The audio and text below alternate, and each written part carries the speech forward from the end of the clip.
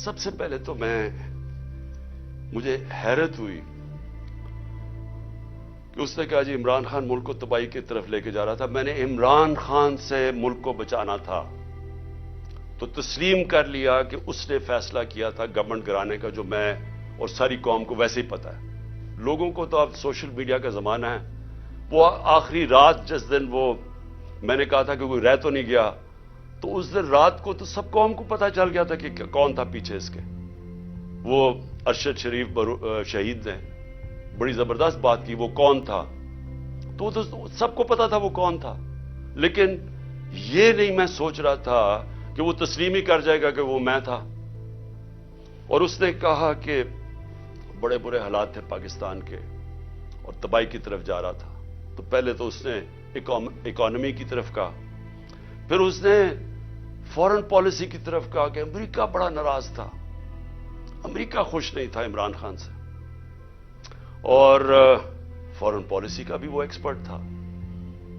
پھر اس نے سیاست کی بھی کوئی باتیں کی، بڑا لمبی بات چیت کی. پھر وہ شوکت ترین کے اوپر کہہ دیا کہ اس نے اکانومی تباہ کر دی. تو اکانومی کا بھی ایکسپرٹ، پالیٹکس کا بھی ایکسپرٹ، فورن پالیسی کا بھی ایکسپرٹ. وہ پہلی سٹیٹمنٹ سب کی مشن سٹیٹمنٹ تھی میں انصاف کروں گا.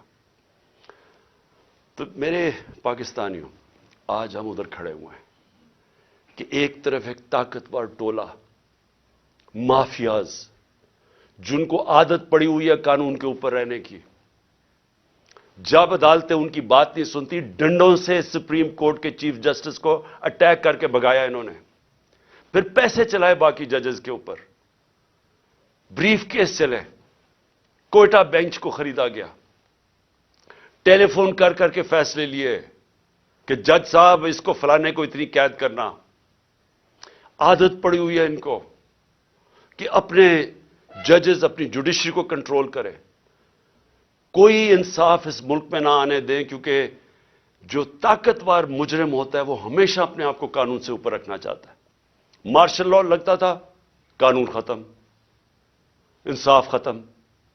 تو آج ہم ادھر کھڑے ہیں کہ اس وقت آئین کی پروٹیکشن کے لیے، اس کی حفاظت کے لیے ساری قوم اب اپنی عدلیہ کی طرف دیکھ رہی ہے.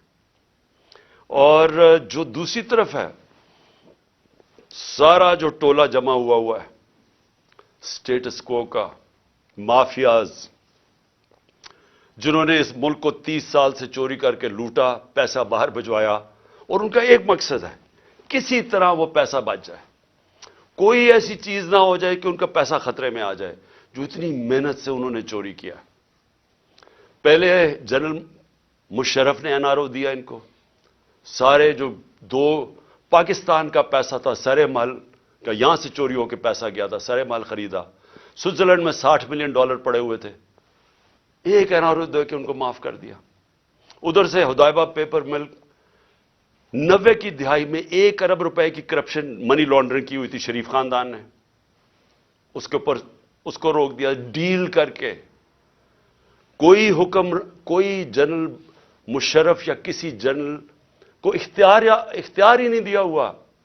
کوئی آئین اختیار نہیں دیتا کہ آپ قوم کا پیسہ، کرپشن قوم کا پیسہ ہوتا ہے. گھر میں چوری ہوتی ہے تو میرا پیسہ ہے، میں معاف کر دوں، لیکن قوم کی چوری کا پیسہ کوئی معاف نہیں کر سکتا. لیکن یہاں ہوا، وہی صاحب اقتدار، وہی مافیاز قانون کے اوپر آ گئے. اور میرے سارے 3 سال لگے رہے کہ جی ہمیں NRO دو، جب وہ بلیک میل کریں کہ جی NRO دو، اور بدقسمتی سے ان کو NRO ملا.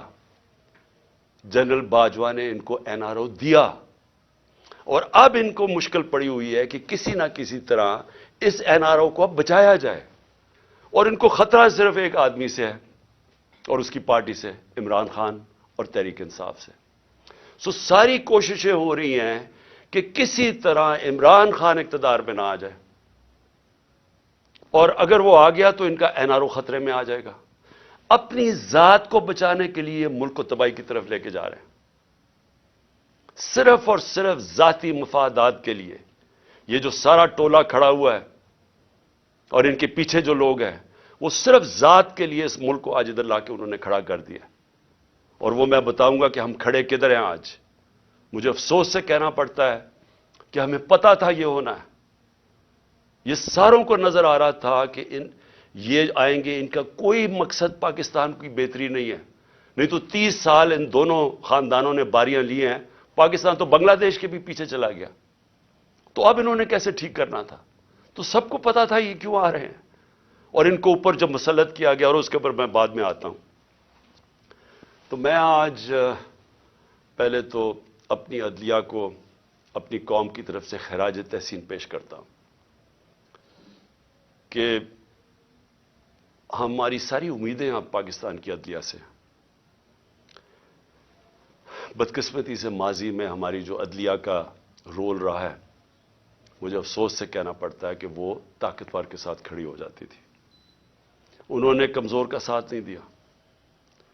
انہوں نے ہمیشہ وہ جو نظریہ ضرورت, ڈاکٹرن آف نیسیسٹی, اس کے تحت انہوں نے بدقسمتی سے ہماری جمہوریت کو بھی نقصان پہنچایا.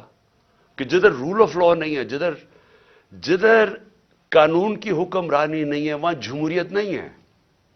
کوئی یہ نہ سمجھے کہ جدھر جنگل کا قانون ہے وہاں جمہوریت آئے گی. ہو ہی نہیں سکتا. الیکشن تو ساری دنیا میں ہوتے ہیں. کون سے ڈکٹیٹر نے الیکشن کروائے؟ کون سی ڈیولپنگ دنیا میں الیکشنز نہیں ہوئے؟ لیکن جمہوریت نہیں ہے وہاں. کیونکہ جمہوریت تو آتی تب ہے جب رول آف لا ہو, اور رول آف لا آنے ہی نہیں دیا یہاں. مارشل لا لگتا تھا, ویسے ہی ڈاکٹرن آف نیسیسٹی, نظریہ ضرورت آ جاتی تھی. اور نہیں تو جب یہ دو جماعتیں آئی ہیں, انہوں نے اپنے آپ کو قانون کے اوپر رکھنا تھا, تو انہوں نے بھی عدلیہ کے نظام کو چینج کیا. جو ڈنڈے مار کے چیف جسٹس سجاد علی شاہ کو اس کے اٹیک کیا سپریم کورٹ کو, وہ ایک جمہوری حکومت نے کیا تھا, مارشل لا نے نہیں کیا. ان کو اتنا خوف تھا آزاد عدلیہ سے, کیونکہ یہ جب چوری کرتے ہیں تو یہ دیکھ ہی نہیں سکتے کہ اس ملک کی عدلیہ آزاد ہو جائے, کیونکہ چوری پکڑی جائے گی. اور وہی سجاد علی شاہ کر رہے تھے, جسٹس سجاد علی شاہ. اور انہوں نے اس کو اٹیک کر کے ہٹایا گیا. ججز خریدے, بغاوت کروائی سپریم کورٹ میں, صرف اپنی چوری بچانے کے لیے. اور آج بھی ہم وہاں کھڑے ہیں کہ یہ پورا ہماری عدلیہ کے اوپر زور لگا رہے ہیں. ہر قسم کا اب یہ بلیک میل کریں گے. ہر قسم کی ان کی ایک ہی کوشش ہوگی کہ پاکستان کی عدلیہ پھر ان طاقتور کا, ان چوروں کا ساتھ دے. اور اس کے لیے بلیک میل کر رہے ہیں. اور ہر قسم کی, میں اپنی قوم کو کہنا چاہتا ہوں, تیاری کریں آپ. انہوں نے ہر قسم کا پریشر ڈالنا ہے عدلیہ پہ, جو انہوں نے ماضی میں کیا. اور انہوں نے ہر قسم کی کوشش کرنی ہے کہ پاکستان کا آئین جو واضح طریقے سے کہتا ہے کہ 90 دن کے آگے الیکشن نہیں جا سکتی. 90 دن کے بعد یہ دو کیئر ٹیکر گورنمنٹس, ان کے اوپر وائلیشن ہوگی آئین کی. ان کے اوپر یہ بالکل ان کا جو 900 کے ایک دن کے بعد, 90 کے ایک دن کے بعد, 90 دنوں کے بعد, ایک دن کے بعد یہ حکومتیں غیر آئینی ہو جائیں گی. ان کے کوئی آرڈرز نہیں سننے چاہیے کسی بھی بیوروکریٹس کو, کسی پولیس والے کو, کیونکہ قانون ان کو, آئین ان کو اجازت نہیں دیتا. تو جو اس ملک کی, میں قوم کو صرف آج سب سے پہلے تو یہ بتانا چاہتا ہوں کہ اپنی عدلیہ کے ساتھ ہم نے کھڑے ہونا ہے. ان کو ہماری ضرورت پڑے گی, کیونکہ ابھی سے ہی ان کے خلاف سٹیٹمنٹس آنی شروع ہو گئی ہیں. ان کو پریشر ڈالنے کی کوشش کی گئی ہے. جبکہ آئین واضح ہے, اس کے باوجود یہ کہنا یہ کوشش کر رہے ہیں. اور یہ جو دو مافیا فیملیز اس ملک پر مسلط ہوئی ہیں, یہ سارا وقت ان کا یہ نہیں کہتی, ان کو شرم بھی نہیں آتی یہ کہتے ہوئے, یہ اصل میں یہ کہتے ہیں کہ ہم قانون سے اوپر ہیں. نواز شریف کہتے ہیں میرے سے بڑا ظلم ہوا ہے, مجھے نکالا گیا. 1.5 سال اس کے اوپر تفتیش کی گئی سپریم کورٹ, اس کے بعد JIT, اس کے بعد ثابت ہوا اس کی کرپشن کا کہ 4 لندن میں بڑے بڑے فلیٹ جو پینما کے انکشاف میں سامنے آئے تھے, جو کسی ہم نے نہیں نکالے. انٹرنیشنلی ان کو اللہ کی پکڑ تھی. ان کے فلیٹ سامنے آ گئے جو ہمیشہ کہتے تھے ہمارے نہیں, ماننے پڑے ہمارے ہیں, اور عدالت میں بتا ہی نہیں سکے کہ پیسہ کدھر سے آیا. تو اس کے بعد جب عدالت نے ان کے خلاف فیصلہ کیا تو یہ نہیں کہ ابھی تک ثابت نہیں کر سکے کہ کدھر سے منی ٹریل گئی اس ملک سے پیسہ یہ فلیٹ خریدنے کو، ایک ڈاکیومنٹ نہیں دے سکے ثابت کرنے کے لیے. لیکن وہ کہہ یہ رہے ہیں کہ جرت کیسے پڑ گئی کسی کے ہمارے اوپر کیس کرنے کی، عدالتوں کو کیسے جرت پڑ گئی ہمارے خلاف فیصلہ کرنے کی. یہ اصل میں یہ کہہ رہے ہیں، اور ابھی بھی یہ کوششیں کریں گے، کیونکہ الیکشن سے یہ ڈرے ہوئے ہیں، عوام سے ڈرتے ہیں. پہلے کہتے جی ووٹ کو عزت دو، بڑی کیمپین کی ووٹ کو عزت کو. ہم جب پاور میں تھے الیکشنز کرواؤ، 3.5 سال میں سنتا رہا جی الیکشنز کرواؤ. اور اب الیکشن سے بھاگ رہے ہیں، کیونکہ یہ تب الیکشنز کروائیں گے. سب سے پہلے عمران خان کو ڈسکوالیفائی کرو، عمران خان کو جیل میں ڈالو. یہ نواز شریف کی شرائط ہیں. اس کو وہ لیول پلینگ فیلڈ کہتا ہے. خود پکڑا گیا ہے اربوں روپے کے وہاں پراپرٹیز میں بیٹھا ہوا ہے، ثابت نہیں کر سکتا. عدالتوں سے جیل سے باہر بھاگا ہوا ہے جھوٹ کے اوپر. یہ شہباز شریف نے جعلی ایفیڈیوٹ دیا ہوا ہے لاہور ہائی کورٹ کو، کوئی شرم نہیں ہے اس کی. لیکن عمران خان کو جیل میں ڈالو، ڈسکوالیفائی کرو. تحریک انصاف کے لوگوں کو پکڑ دھکڑ کرو. شرمناک رول ہے اس ملک کی الیکشن کمیشن کا. میں نے کبھی اس طرح کی بے شرم الیکشن کمیشن نہیں دیکھی. ہر فیصلہ کرتی ہے یہ نواز شریف سے حکم لے کے، ہر فیصلہ کرتی ہے ہینڈلرز جو پیچھے کہتے ہیں. 2 جو کیئر ٹیکر گورنمنٹس بنائی ہیں انہوں نے، ہم نے اتنے نام بھی ویسے دیے جو کہ غیر جانبدار تھے. انہوں نے جان کے ان لوگوں کو اوپر بٹھایا ہے جو یہ لاہور کا چیف منسٹر بنایا ہے. اس کو بالکل جو سب سے بڑا دشمن تھا تحریک انصاف کو، اس کو اوپر بٹھا دیا. جیسے آفیسرز پوائنٹ کر رہے ہیں، جو یہ جو پولیس والوں کو رکھا گیا جنہوں نے ہمارے پہ تشدد کیا، ان سب کو اوپر بٹھا دیا. تو ہمارے اوپر کیسز کرو، پارٹی کو توڑو. جب یہ سمجھیں گے کہ یہ بالکل گراؤنڈ تیار ہو گئی ہے ان کے لیے، تب یہ چاہتے ہیں الیکشن کرواؤ. اس لیے بھاگ رہے ہیں الیکشن سے. اور میں ویسے ان کو کہتا ہوں کہ جتنی بھی دیر آپ کر لیں رزلٹ وہی نکلنا ہے، جتنی دھاندلی کر لیں رزلٹ وہی نکلنا ہے. لیکن ملک تباہ ہو رہا ہے. ہماری ساری کوشش یہ تھی کہ الیکشنز ابھی اس لیے ہم کروانا چاہتے تھے کہ الیکشن ایک ہی طریقہ ہے اس دلدل میں جو ملک پھنسا دیا اسے نکلنے کا، اور تو دوسرا راستہ ہی کوئی نہیں ہے. تو ہم اپنے ملک کے لیے اپنی 2 گورنمنٹس ڈیزالو کرتے ہیں اپنے ملک کی خاطر، کہ کسی طرح ہم جو یہ ادھر پہنچا دیا انہوں نے پاکستان کو، کہ اس ملک کی 75 سالہ تاریخ کے اندر کبھی ملک کے یہ حالات نہیں تھے جو آج ہیں. کسی سے پوچھیں یا چھوڑیں کہ میں عمران خان کیا کہہ رہا ہے. میں چاہتا ہوں کہ کسی اکانومسٹ سے پوچھ لیں، کوئی غیر جانبدار لوگ ایکسپرٹس ہوں پالیٹکس کے، اکنامکس کے، ان سے تو پوچھیں کہ کبھی پاکستان کے یہ حالات تھے. اور کوئی آگے روشنی بھی نہیں نظر آ رہی. جتنی دیر یہ بیٹھے رہیں گے یہ اور ہم ڈوبتے جا رہے ہیں. میرے پاس اعداد و شمار ہیں. میں یہ پھر سے اپنی قوم کو بتانا چاہتا ہوں کہ یہ جو حالات آج ہیں، کیسے اس ملک کا تنخواہ دار طبقہ اب گزارا کرے گا. اور ابھی شروعات ہیں. ابھی جو IMF کے ساتھ انہوں نے طے کیے کنڈیشنز، اس کے بعد جو اب لہر آنے لگی ہے مہنگائی کی، کیسے، میں تو ابھی بتاؤں گا جو آج حالات ہیں، ابھی مزید جو آگے ہوں گے وہ کیسے وہ برداشت کریں گے وہ لوگ. تو میں سب سے پہلے دوسری بات جو آج میں کرنا چاہتا تھا، ہمارے پرانے آرمی چیف، انہوں نے ایک صحافی کو ایک انٹرویو دیا اور اس نے پھر کالم بھی لکھی. اس میں اس نے 2-3 چیزیں ایسے کہیں، تو میں صرف ان کے اوپر بات کرنا چاہتا ہوں کہ اگر ہمارے ملک نے اب اس دلدل سے نکلنا ہے تو پاکستان کو ایسے ہمیں چلانا پڑے گا جو اب تک ہم نہیں چلا پا رہے. اور اس کے لیے سب سے پہلی چیز ہوگی رول آف لا. جب تک ہم سب کو قانون کے نیچے نہیں رکھتے، جب تک آئین کے دائرے میں رہ کے ادارے اور لوگ کام نہیں کرتے، اس سے اب ہم نہیں نکل سکتے. میں پھر سے کہہ رہا ہوں، ایک ہے نعمتوں کا راستہ، وہ بالکل مختلف ہے. ایک ہے تباہی کا راستہ، اس طرف ہم نکلے ہوئے ہیں. تو یہ جو آرمی چیف نے، ایکس آرمی چیف نے باتیں کی، سب سے پہلے تو مجھے حیرت ہوئی کہ کہ اس نے کہا جی عمران خان ملک کو تباہی کی طرف لے کے جا رہا تھا، میں نے عمران خان سے ملک کو بچانا تھا، تو تسلیم کر لیا کہ اس نے فیصلہ کیا تھا گورنمنٹ گرانے کا، جو میں اور ساری قوم کو ویسے ہی پتا ہے۔ لوگوں کو تو اب سوشل میڈیا کا زمانہ ہے، وہ آخری رات جس دن وہ میں نے کہا تھا کہ کوئی رہ تو نہیں گیا، تو اس دن رات کو تو سب قوم کو پتا چل گیا تھا کہ کون تھا پیچھے اس کے۔ وہ ارشد شریف شہید نے بڑی زبردست بات کی، وہ کون تھا، تو سب کو پتا تھا وہ کون تھا، لیکن یہ نہیں میں سوچ رہا تھا کہ وہ تسلیم ہی کر جائے گا کہ وہ میں تھا۔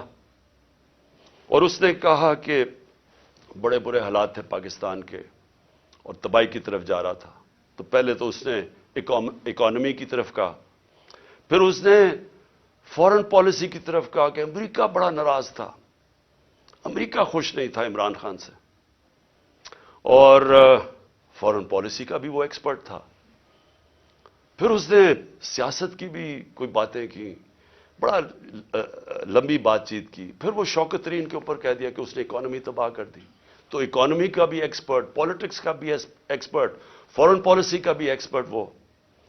دیکھیں یہ آگے جو میں اب ملک کو آگے کا سوچ رہا ہوں نا کہ ملک آگے کیسے بڑھے گا، دیکھیں یہ ایک آدمی کے پاس جب اتنی زیادہ پاور آ جاتی ہے،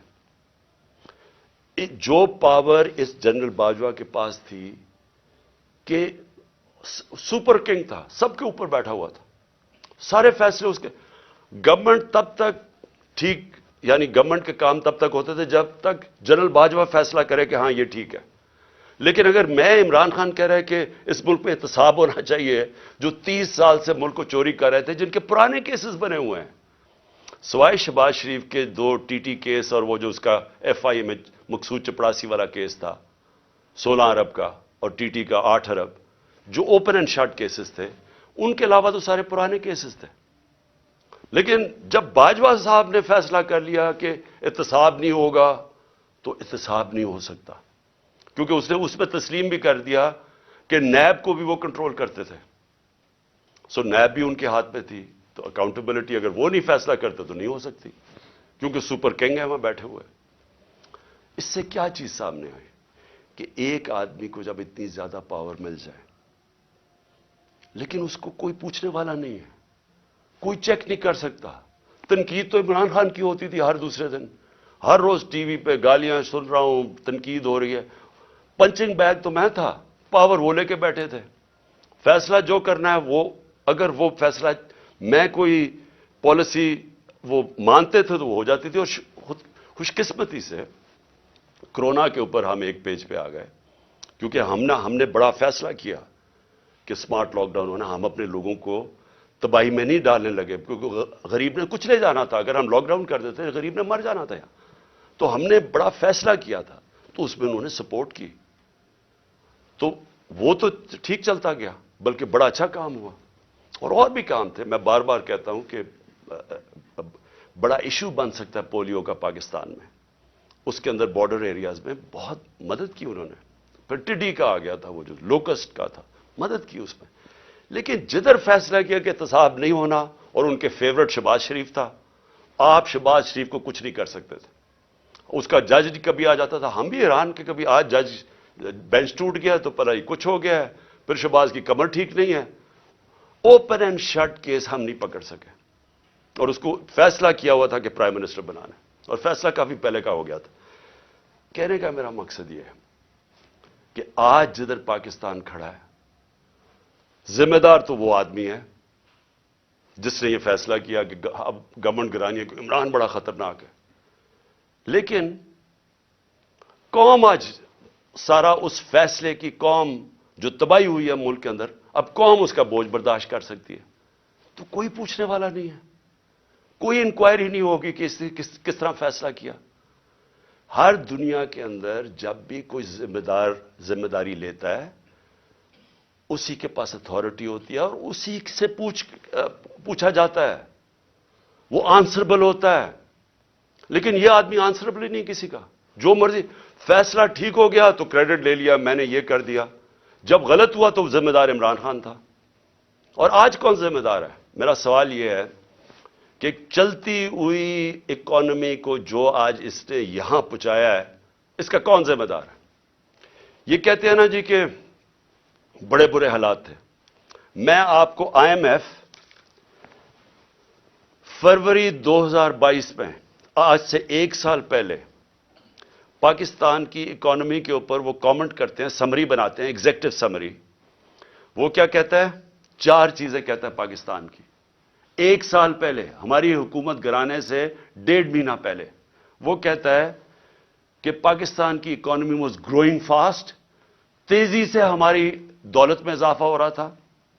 سسٹینیبل, کہ یہ سسٹین کر سکتی تھی, یعنی یہ ایک ون آف نہیں ہے, یہ کوئی تکا نہیں لگا, یہ سسٹین کرنی تھی, یعنی اسی طرح چلتے رہنا تھا.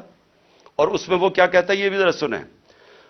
وہ کہتا ہے کہ 7 سالوں کے اندر پاکستان کی جو مڈل کلاس میں اضافہ ہوگا, یعنی جو مڈل کلاس جو جن کے حالات بہتر ہوں گے, وہ 6 کروڑ لوگ اوپر جائیں گے, مڈل کلاس بنیں گے پاکستان کی. آئی ایم ایف کہہ رہا ہے. پھر کہتا ہے انکلوسو. انکلوسو کا کیا مطلب ہے؟ کہ صرف امیر امیر نہیں ہو رہا.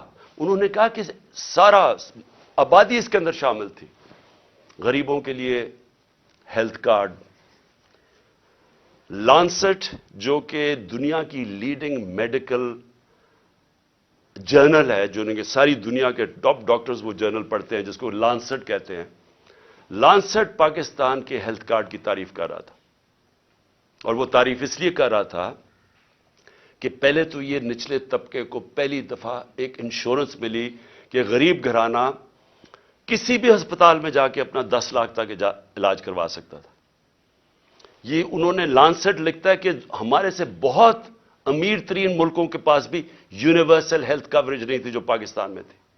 اور اس کا جو دوسرا کیا پہلو تھا کہ ہمارے جو پرائیویٹ سیکٹر ہے جو دیہاتوں میں نہیں جاتا, جو ہمارے گورنمنٹ ہاسپٹلز ہیں وہاں دیہاتوں میں ڈسٹرکٹ ہاسپٹلز خالی پڑے ہوتے ہیں, ڈاکٹرز نہیں جاتے, نرسز نہیں جاتے, وہاں سارے بیچارے ادھر سے اٹھ کے لوگ آ جاتے ہیں ڈویژنل ہیڈ کوارٹرز یا بڑے شہروں میں. تو پہلی دفعہ پرائیویٹ سیکٹر دیہاتوں میں جا رہا تھا. انہوں نے چھوٹے چھوٹے ہاسپٹلز بنانے شروع کر دیے ہیلتھ کارڈ کی وجہ سے.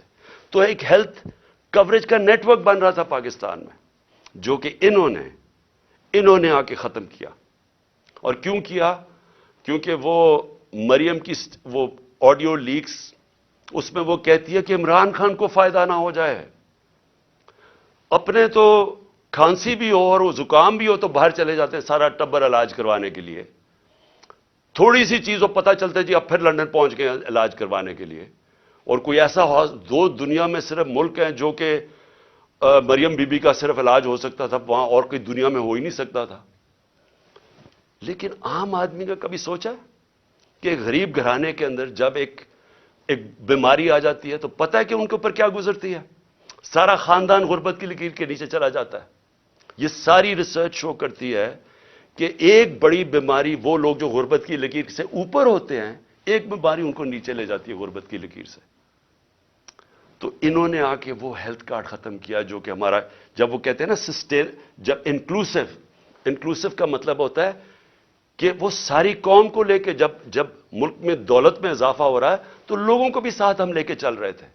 پھر احساس پروگرام, دنیا نے ایکنالج کیا پاکستان کا احساس پروگرام جو نچلے طبقے کے لیے تھا. اور یہ اسٹینفورڈ یونیورسٹی, امریکن یونیورسٹی کی ریسرچ ہے کہ پاکستان ایک فلاحی ریاست کی طرف جا رہا تھا احساس پروگرام کی وجہ سے. ورلڈ بینک سب نے تعریفیں کی پاکستان کے احساس پروگرام جو کہ انکلوسو ریسورس تھی. تو یہ آئی ایم ایف کہہ رہا ہے کہ پہلے تیزی سے بڑھ رہی ہے, پھر سسٹینیبل ہے, یعنی یہ چلتی جائے گی. اور انہوں نے کہا کہ 6 کروڑ لوگ اس میں آ جائیں گے مڈل کلاس میں اوپر. پھر وہ کہتا ہے انکلوسو ہے کہ وہ صرف ہم نے امیروں کا نہیں سوچا, نیچے سے بھی اٹھا رہے ہیں, جس میں کامیاب پاکستان بھی تھا, کامیاب جوان تھا نوکریاں دینے کے لیے. اور جاب رچ, کہ ہم روزگار پیدا کر رہے ہیں, یعنی ہم نوکریاں دے رہے تھے, امپلائمنٹ بڑھ رہی تھی پاکستان میں.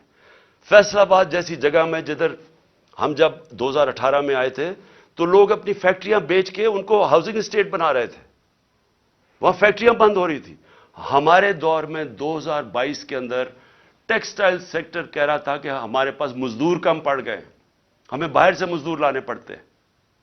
اور آج جا کے ذرا فیصل آباد میں پوچھیں کہ حالات کیا ہیں بے روزگاری کے. تو میں اب اس کے بعد صرف 2-3 اور چیزیں کہنا چاہتا ہوں. اور میں یہ اس لیے کہنا چاہتا ہوں کہ یہ ملک کو بچا رہے تھے. جنرل باجوہ عمران خان کو ملک سے بچا رہے تھے, تباہی سے بچا رہے تھے. تو یہ ذرا تباہی کا ذرا میں صرف قوم کے سامنے رکھنا چاہتا ہوں کہ 10 مہینے کے اندر کیا ہوا ہے پاکستان میں. جو اس ملک کے اندر مہنگائی ہوئی ہے, انفلیشن ہوئی ہے.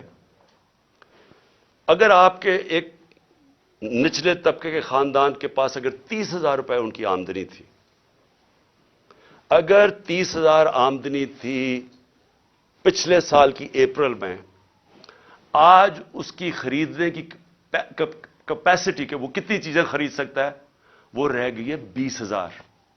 اور لوگوں کی آمدنی سے 10,000 30,000 میں 10,000 روپیہ غائب ہو گیا مہنگائی کی وجہ سے. اور وہ کیوں ہے میں ذرا پھر سے لوگوں کو بتانا چاہتا ہوں کہ وہ ملک کو جو بچایا جا رہا تھا عمران خان سے, وہ ذرا دیکھیں کہ بچا کے کیا کیا ملک کے ساتھ. اور ابھی IMF کی جو اگریمنٹ ہوئی ہے, یہ مہنگائی ابھی آنی ہے مزید. جو روپیہ گرا ہے اس کی اور مہنگائی آنی ہے. لیکن ابھی تک جو مہنگائی ہے میں صرف اپریل سے اب تک آپ کو بتا دوں.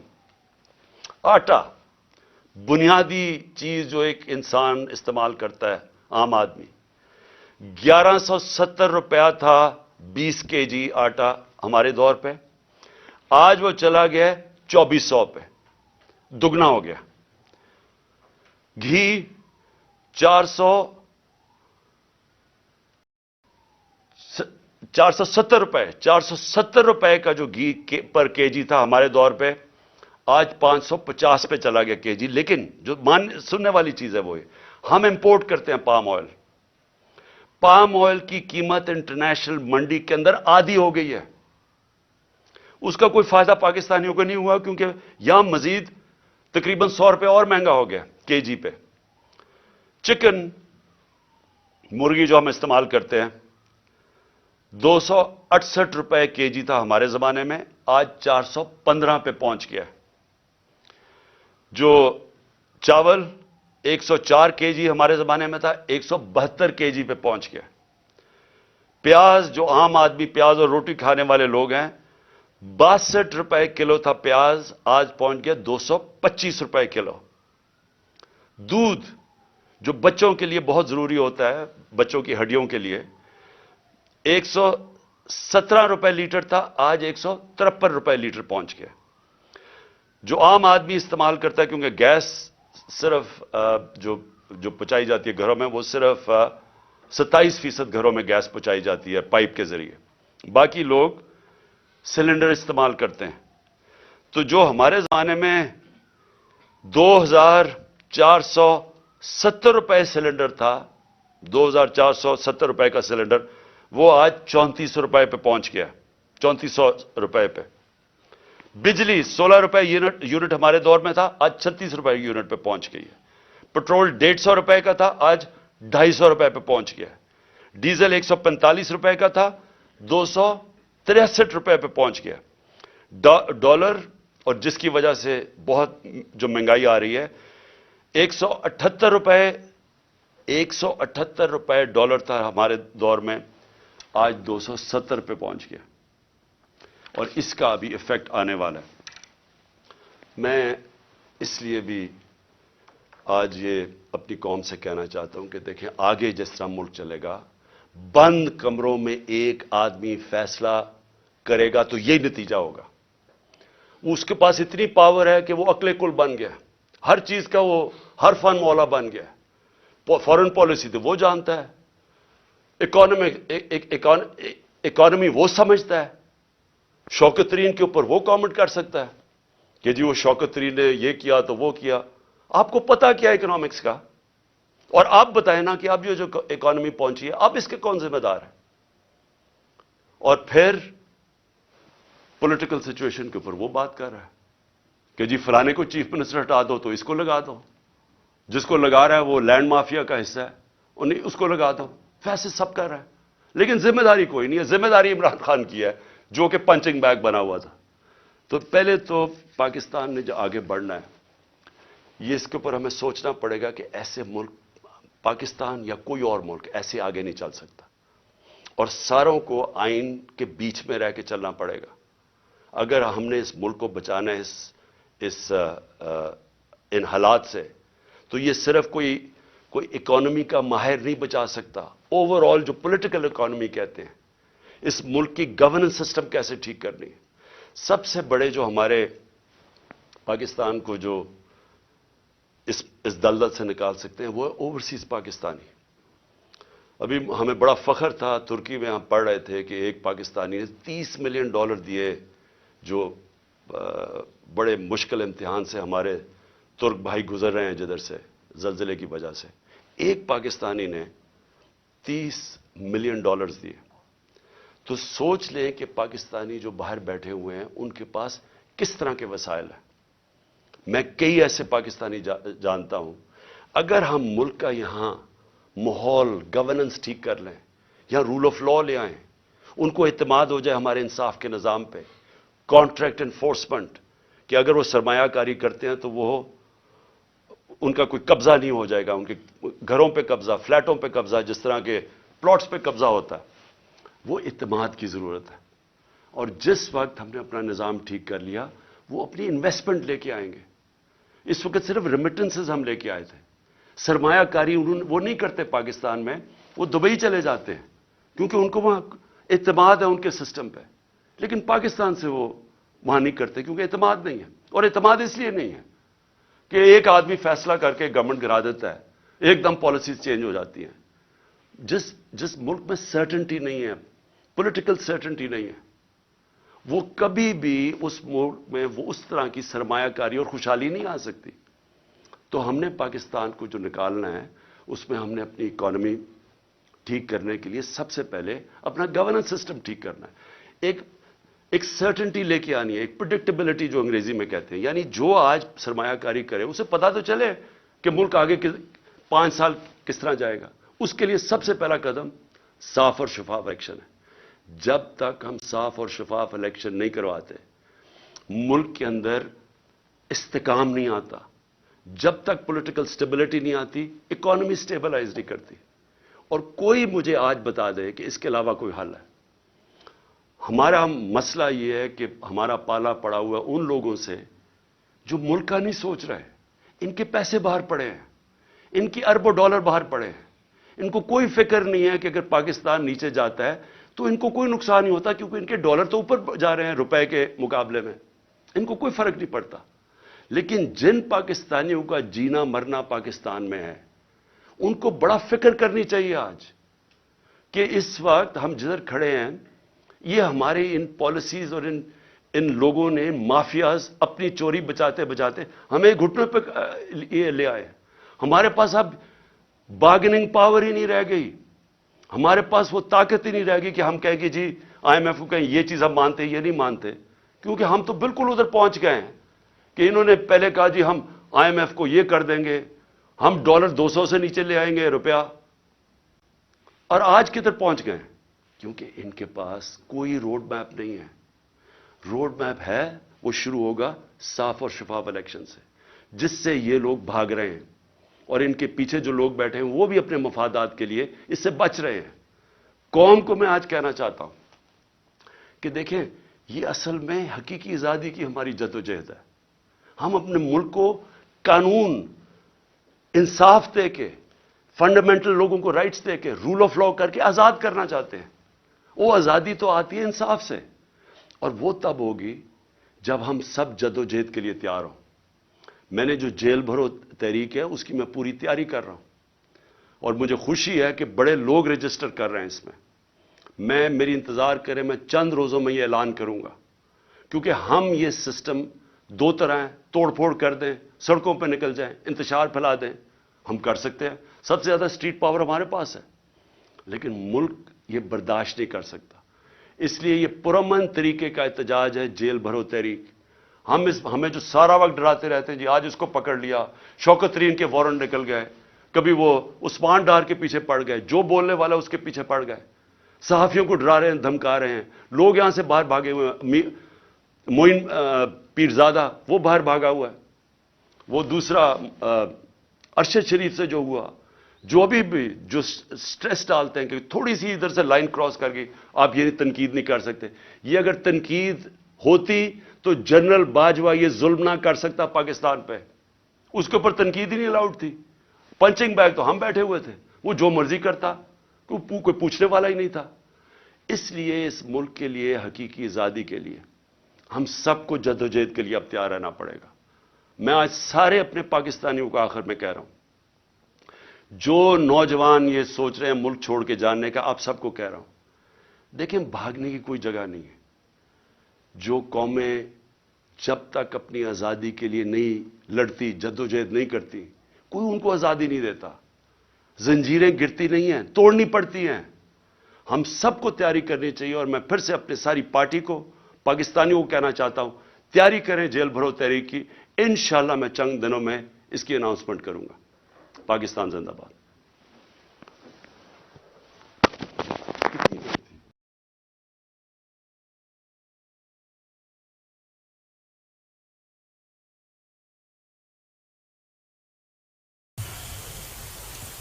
آپ سب کا یہاں بہت بہت سواگت. تھوڑا